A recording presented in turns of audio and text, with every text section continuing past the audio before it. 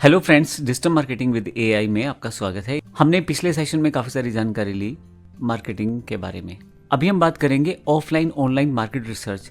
जब हमें कोई प्रोडक्ट या सर्विस को लॉन्च करना है तो हमें ये पहले तय करना पड़ता है कि हमारा कस्टमर है कौन सा, उसकी रिक्वायरमेंट्स क्या है, उसको क्या चाहिए, हम क्या दे सकते हैं, क्या फिजिबिलिटी है, क्या ऐसी चीज़ें हो सकती हैं जो हम ऑफ़र कर सकते हैं और क्या नहीं हम कर सकते।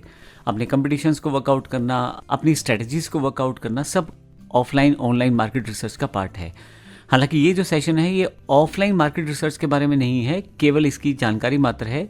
मेन हमारा जो एम है वो डिजिटल मार्केटिंग के बारे में जानकारी लेना है, उसका एक पार्ट ऑनलाइन मार्केट रिसर्च है, इसलिए मैं उसकी जानकारी आपको देने वाला हूँ। सबसे पहले अगर बात करें तो ऑफलाइन मार्केट रिसर्च, देखिए आपको समझना पड़ेगा कस्टमर क्या चाहता है, कस्टमर की रिक्वायरमेंट्स हैं क्या हम उसकी कोई प्रॉब्लम सोल्यूशन दे पा रहे हैं उसको, या उसकी ज़रूरत है उसे पूरा कर पा रहे हैं। अगर प्रोडक्ट है तो ज़रूरत पूरा कर देंगे मोटे तौर पे, और अगर आपकी सर्विस है तो फिर आप उसकी रिक्वायरमेंट्स किस तरह से पूरी कर पा रहे हैं। जानने के लिए सबसे पहला और बेसिक तरीका है आप सर्विस को कंडक्ट करें।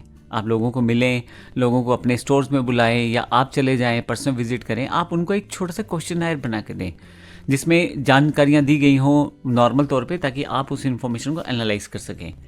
इसमें पहले से बना बनाया एक क्वेश्चनर सेट होता है जिसमें आप अपने आसानी से काम कर सकते हैं। अब आप बोलेंगे क्वेश्चनर कैसे बनाया जाए, कोई बात नहीं, आने वाले सेशंस में हम चैट जीपीटी को या बहुत सारे एआई टूल्स को सीखने वाले हैं, वहाँ से हम देखेंगे किस प्रकार से बनाया जा सकता है। लेकिन मोटे मोटे तौर पे एक छोटा सा 5-10 क्वेश्चन आप पूछ सकते हैं अपने प्रोडक्ट के बारे में भी। अगर मान लीजिए आपको कोर्स करना है कोई ऑनलाइन, तो सबसे पहला क्वेश्चन हो सकता है कि आप ऑनलाइन कोर्स करना चाहते हैं या ऑफलाइन। व्यक्ति कहता है मुझे ऑनलाइन करना है, फिर आप ये पूछ सकते हैं कि भाई ऑनलाइन कौन से कोर्स में आप इंटरेस्टेड हैं। अब मान लीजिए वो कह देता है एमएस ऑफिस, कोई व्यक्ति बोल देगा मुझे टैली करना है, कोई बोल देगा मुझे ग्राफिक डिजाइनिंग करना है। अब आप पे डेटा आना शुरू हो रहा है। अब व्यक्तियों के हिसाब से आपको तय करना है कि अगर आपने 100 लोगों को फॉर्म बांटे तो कितने लोगों को कौन सी चीज़ ज़्यादा पसंद आ रही है, तो आप उसके अकॉर्डिंग अपना प्रोडक्ट तय कर सकते हैं। दूसरा जो इंपॉर्टेंट पार्ट है वो है कंपटीटर एनालिसिस। देखिए जब आप किसी चीज़ को समझना चाहते हैं तो ज़रूरी नहीं कि आपको शुरू से सब काम करना है, आप सीखें, मार्केट से देखें कि क्या हो रहा है। तो जब आपके पास कोई कंपटीटर पहले से अवेलेबल है तो आप उसकी चीज़ें चेक करें कि वो किस तरह से बेच कर रहा है, किस तरह से वो मार्केट कर रहा है, किस तरह से अपनी प्रोडक्ट की इन्फॉर्मेशन दे रहा है। तो जब मैं अपने किसी प्रोडक्ट को लॉन्च करने की बात करता हूँ तो मैं काफ़ी सारे कोर्सेज़ की जानकारी लेता हूँ, क्योंकि मैं एक ऑथर हूँ। मान लीजिए मुझे कोई डिजिटल मार्केटिंग का कोर्स बनाना है तो मैं काफ़ी सारे कोर्सेज़ की जानकारी लूँगा, देखूंगा उनमें क्या पढ़ाया जा रहा है, उसमें क्या पढ़ाया जा रहा है, फिर मैं उनसे बेहतर करने की कोशिश करूँगा। एक आपको कहीं ना कहीं मोटिवेशन या इंस्पिरेशन बनी रहती है। फिर आपको हर चीज़ ज़ीरो से नहीं करनी है, क्योंकि काफ़ी लोगों ने पहले से रिसर्च करके रखा हुआ है। तो कंपटीटर एनालिसिस में ये फ़ायदा हो जाता है। और अगर आप कोई प्रोडक्ट बेचते हैं, मान लीजिए आप मोबाइल बेचते हैं, तो बाकी कंपनियां किस तरह से बेच रही हैं आप उसको चेक करें, बाकी लोग किस तरह से बेच रहे हैं वो आप चेक कर सकते हैं। तो कंपटीटर एनालिसिस में आप दूसरे वाले का प्राइस, दूसरे वाले का प्रोडक्ट के क्या क्या ऑफर्स हैं, किस तरह की सर्विसेज हैं, आप कहाँ उनसे बेहतर हो सकते हैं। अगला जो पार्ट इसमें इंपॉर्टेंट है मार्केट रिसर्च में हुआ कस्टमर फीडबैक। कस्टमर फीडबैक देखें कि किस तरह का कस्टमर बात कर रहा है, क्या वो फीडबैक दे रहा है आपको।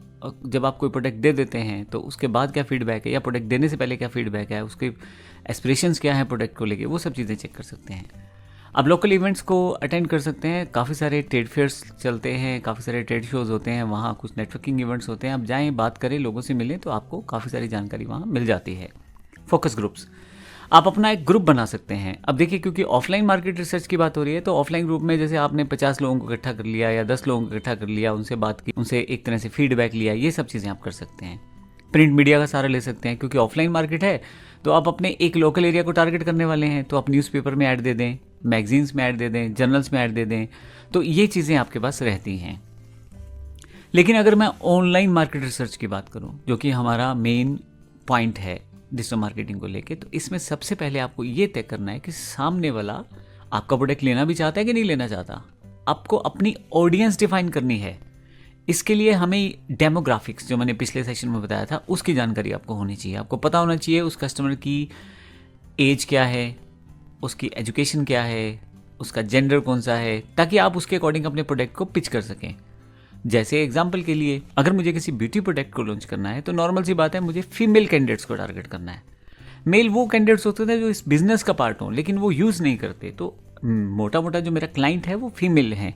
तो ऐसे प्रोसेस में मुझे पता रहना चाहिए कि डेमोग्राफिक्स के अकॉर्डिंग मुझे फीमेल सेगमेंट को टारगेट करना है, और साथ में उनका एज ग्रुप क्या होगा। अब जो ब्राइडल मेकअप रहता है वो ये मान के चलें कि 20 साल से ऊपर वाली औरतें या 20 साल से ऊपर वाली लड़कियाँ यूज़ करने वाली हैं, तो क्यों ना उसको वहाँ पे एज के अकॉर्डिंग कन्फिगर किया जाए। क्योंकि देखो, अगर आप छोटी ऐड, यानी कि इसको ऐसे समझ लें कि अगर आप 20 साल से नीचे लोग बच्चों को टारगेट करोगे, वो ब्राइडल मेकअप का क्या करेंगे, वो नॉर्मल तैयार होंगे, इसलिए आपको प्रोडक्ट वहाँ दे के फ़ायदा नहीं है। 20 साल से ऊपर वाले लोगों को आप देंगे, लड़कियों को देंगे, औरतों को देंगे, तो वहाँ उनको ज़्यादा ज़रूरत है। अब इसी तरह से मेरे हिसाब से, जो मेरा पर्सनल एक्सपीरियंस है, 40-50 तक लोग जो हैं वो बड़े ही सज धज के रहते हैं, उसके बाद नॉर्मल हो जाते हैं, अपनी लाइफ में सिंपल हो जाते हैं। तो ये एक रेंज बैठ जाती है 20 साल से लेके 45-50 साल, इसके बीच में लोग सजते सजते हैं, तो उनको आप टारगेट कर सकते हैं अगर आप कुछ प्रोडक्ट दे रहे हैं। तो डेमोग्राफिक से ये फ़ायदा हो जाता है। इसके लिए अब आपको कैसे पता लगेगा? आपके पास टूल्स हैं मार्केट में, काफ़ी सारे टूल्स फ्री वाले भी हैं। हम काफ़ी सारे फ्री और काफ़ी सारे पे टूल्स की बात करेंगे। गूगल एनालिटिक्स को यूज़ कर सकते हैं, फेसबुक के ऐड मैकेनिज्म को यूज़ कर सकते हैं, ये जानने के लिए कि डेमोग्राफिक प्रोसेस क्या है। इन बड़ी बड़ी कंपनियों के पास पहले से डेटा है, आपको तो सिर्फ बताना है कि मुझे ये करना है, 20 साल से ऊपर और 50 साल से नीचे और फीमेल कैंडिडेट होना चाहिए, और ये मेरा प्रोडक्ट है। खुद ही आपको ये जो टूल्स हैं ये सारी चीज़ें ऑफर करेंगे। उसके पश्चात है आप अपने कंपटीटर को एनालाइज करें। अब जब ऑनलाइन मार्केट की बात करते हैं, ऑनलाइन मार्केट में आपके पास बहुत सारे प्लेटफॉर्म्स हैं। जैसे उनकी किसी कस्टमर की वेबसाइट हो सकती है, उसके social media pages, Facebook accounts हो सकते हैं, कोई इंस्टा चैनल हो सकता है। अब वहाँ देखें कि क्या लोग बोल रहे हैं, किस तरह का लोगों का रिव्यू है। कुछ प्रोडक्ट हैं, जैसे मान लीजिए आप मोबाइल बेचते हैं, तो अमेजोन पे देखें, फ्लिपकार्ट पे देखें जाके लोगों ने किस तरह के रिव्यूज़ डाले हुए हैं। उन रिव्यूज़ को इकट्ठा करें, फिर वहाँ देखें कि हम अपने प्रोडक्ट को उनसे बेहतर कैसे कर सकते हैं। जैसे एक एग्जांपल ले लेता हूँ, एक सपोज करो एक डीलर ने एक मोबाइल बेच दिया। अब मोबाइल तो बहुत बढ़िया है, लेकिन उसकी पैकिंग खराब है। तो अब देखें वहाँ जाके कस्टमर रिव्यू क्या दे रहा है पैकिंग के बारे में, या कस्टमर प्रोडक्ट के बारे में क्या रिव्यू दे रहा है। हो सकता है मोबाइल ठीक हो लेकिन उसका बैटरी का इशू हो, या कोई डिलीवरी का इशू हो। उन सब चीज़ों पे आपको काम करना है, आपको एनालाइज करना है कंपटीटर्स को। आपको देखना है कि कंपटीटर कहाँ खड़ा है और हम उनसे बेहतर किस तरह से वर्कआउट कर सकते हैं। उनकी वेबसाइट्स पे जाएँ, उनकी चीज़ें देखें, वो कितनी फैसिलिटी दे रहे हैं। बड़ी सिंपल सी बात है, अगर कोई 10 चीज़ें एक मोबाइल पे दे रहे हैं और अगर आप 15 देने की कोशिश करते हैं, तो नॉर्मल सी बात है, आपका मोबाइल के लिए एक बड़ी अच्छी मार्केट ओपन हो जाएगी। कंपटीटर को एनालाइज करना बड़ा ज़रूरी रहता है। आप सोशल मीडिया को मॉनिटर करें, डिफरेंट तरह के प्लेटफॉर्म्स रहते हैं आजकल। लगभग सभी बिजनेस, फेसबुक, इंस्टा, ट्विटर, यानी कि एक्स प्लेटफॉर्म जो आज की डेट में है, लिंक्डइन, इन सब पे अवेलेबल है। तो आप इसका यहाँ इन प्लेटफॉर्म्स का यूज़ करके इन्फॉर्मेशन गैदर कर सकते हैं कि सामने वाले का प्रोडक्ट क्या है, किस तरह से वो यूज़ किया जा रहा है, किस तरह से बेचा जा रहा है। ये सब जानकारी आपको वहाँ से मिल जाएगी। एक सबसे अच्छी बात है कि ऑनलाइन सर्वे और पोल को बड़ी आसानी से कंडक्ट कर सकते हैं। आपके पास टूल्स ही इतने हैं आज की डेट में। गूगल फॉर्म्स है, कुछ प्रिंट नहीं निकालना, किसी को देना नहीं, किसी के पास जाना नहीं। आपको करना क्या है, सिर्फ गूगल फॉर्म को बनाना है और व्हाट्सएप पे सेंड कर देना है, मेल पे सेंड कर देना है, सोशल मीडिया पे डाल देना है, या लिंक कर देना है अपनी वेबसाइट से। लोग आएंगे, भरेंगे। जितना बेहतर आपके पास डेटा रहेगा, उतने तरीके से आप उसको इन्फॉर्मेशन अच्छी आएगी और उस तरीके से आप अपने प्रोडक्ट को आगे ले जा पाएंगे। कीवर्ड रिसर्च, देखिए जब आप गूगल पे सर्च करते हैं ना, बेस्ट शैम्पू या बेस्ट कोर्स या वर्ड कोर्स या एक्सेल कोर्स, तब बेसिकली वो आप कीवर्ड डाल रहे होते हैं गूगल के पास। लेकिन गूगल बहुत ही ज़्यादा समाहित है गूगल में डेटा। तो जब आप कुछ कीवर्ड्स डालते हैं तो आप रिसर्च कर सकते हैं गूगल कीवर्ड प्लानर से कि क्या उन पे लोग पहले सर्चिंग करते हैं, क्या उस टर्म पे सर्च करके फ़ायदा है, अगर है तो किस तरह से हम उसको बेनिफिट ले सकते हैं। अगर सर्च करते हैं तो कितने लोग सर्च करते हैं, बहुत सारे सर्च करते हैं, हम फ़ायदा नहीं होगा, हमारी कंपनी छोटी है, हम गूगल पे रैंक नहीं करेंगे और हमें कोई प्रोडक्ट हमारा बिकेगा नहीं वहाँ से। हमें कीवर्ड्स ऐसे ढूंढने होते हैं जिनकी सर्चिज कम हो, कम मतलब एवरेज हो, बहुत ज़्यादा कम भी नहीं, बहुत ज़्यादा भी नहीं, और जिनके आधार पे हम टारगेट कर पाएँ अपने क्लाइंट्स को वहाँ लाने के लिए। तो जब कोई कस्टमर जो है कुछ टाइप करेगा तो उन कीवर्ड्स को हमें ग्रैब करना है, उन पे काम करना है। इसके लिए भी हम पूरा का पूरा सेक्शन सीखेंगे आने वाले सेक्शन में। लेकिन मोटी बात ये हुई यहाँ पे कि आप ऑनलाइन मार्केट रिसर्च में इन टूल्स का यूज़ कर सकते हैं। इसके अलावा ई कॉमर्स प्लेटफॉर्म्स हैं, मार्केटिंग एनालिसिस हैं, स्टडी रिव्यूज़ हैं, ratings, customer feedback. Amazon, Flipkart पे आप किसी भी चीज़ को, प्रोडक्ट को डालो, शैम्पू को डाल दो, आप 10 तरह की जानकारी आपको कस्टमर फीडबैक दे देगा वहाँ पे। आप कोर्स की जानकारी लेना चाहते हो वो मिल जाएगी। तो इस तरह आपके पास पहले से ही बने बनाए चीज़ें हैं, तो आपको बहुत ज़्यादा नहीं सोचना है। और फिर हम लोग चैट जीपीटी और आज के एआई टूल्स को यूज़ करने वाले हैं। जब ऐसी चीज़ों को यूज़ करेंगे तो नॉर्मल सी बात है, वहाँ पे आपके पास एआई टूल्स आपको बहुत सारी जानकारी देते हैं, आपको बहुत सारी चीज़ें समराइज़ करके देते हैं। हम सीखेंगे तो उसके बाद जानकारी हम लेंगे। लेकिन मुख्यतः ऑनलाइन मार्केट रिसर्च करना ज़रूरी है अगर आप अपने प्रोडक्ट को सक्सेस करना चाहते हो। सिर्फ आपने प्रोडक्ट बना दिया और बड़ा बेहतर है, इस तरह से प्रोडक्ट नहीं चलेगा आज की दुनिया में। आज की दुनिया में आपको पूरा रिसर्च करना पड़ेगा। अब अगर मैं एक छोटा सा कंपैरिजन की बात कर दूं तो दोनों में ऑफलाइन और ऑनलाइन मार्केट में डिफरेंस मोटा मोटा आपको बता देता हूँ। एक तो फिजिकल एरिया में ही ऑफलाइन रह जाता है, बहुत ज़्यादा दूर तक का फ्लैक्स बैनर डिज़ाइन नहीं लगा सकते। ऑनलाइन में आप इंटरनेशनल तक जा सकते हो। कॉस्ट थोड़ी सी ज़्यादा रहती है ऑफलाइन में। आपको बैनर लगाना है, फ्लैक्स लगाना है, 25 से 30 हज़ार रुपये लग जाएंगे, मैन पावर लगेगी, कॉस्टिंग लगेगी, भागदौड़ लगेगी। ऑनलाइन में कुछ करना नहीं है, आपको सिर्फ बैनर्स बनाने हैं और आप अपने सोशल मीडिया पे शेयर करना शुरू कर दो।